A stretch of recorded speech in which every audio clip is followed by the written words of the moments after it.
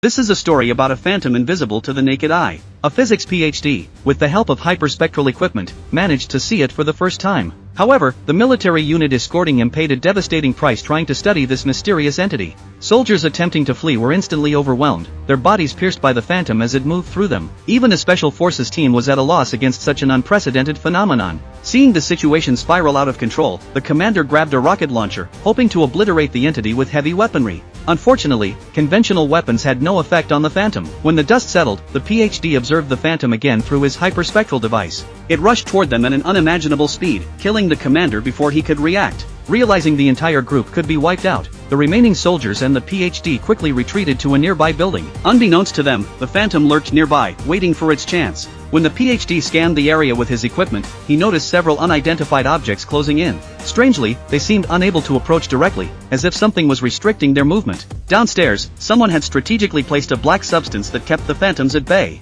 Upon closer examination, the PhD discovered this black substance was actually iron filings. While exploring the building, they found a brother and sister hiding there. It turned out their father had placed the iron filings. Though the PhD couldn't yet understand why this worked, he recognized the urgent need to use it to their advantage. The group quickly manufactured grenades filled with iron filings. Since the soldiers' goggles had been damaged, the PhD modified the hyperspectral camera into a makeshift spotlight, allowing them to see the phantom with their naked eyes. A battle broke out as swarms of phantoms charged at them. Using the modified spotlight, the PhD pinpointed the phantoms, while the soldiers attacked with their iron-filled ammunition. The strategy worked. The phantoms' limbs were immobilized, exploiting their newfound weakness. However, the sheer number of phantoms began to overwhelm the team. Low on manpower, they fought while retreating, but disaster struck when the modified spotlight was destroyed by a phantom. Without the equipment, the soldiers couldn't see their enemy, and one by one, they fell. The phantoms launched a brutal offensive, mercilessly taking lives, including the young boy they had rescued earlier. Just as hope was fading, a rescue helicopter arrived at the scene. Thinking quickly, the PhD shattered all the iron filings they had left, using the helicopter's rotor blades to scatter them through the air.